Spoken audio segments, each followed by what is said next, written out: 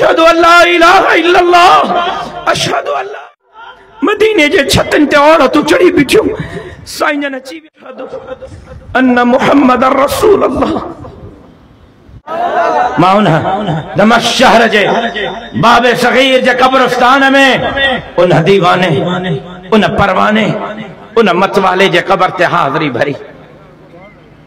जंहिं दीवाने के रस्सियूं ॿधियूं वेठा आहिनि, कमीस लाथी अथऊंसि, मक्के जी गरम वारीअ ते था गिहलेंसि। छा था चवंसि? चवंसि त कलमो छॾ न, चओ न लात वॾो, उज़्ज़ा वॾो, मनात वॾो।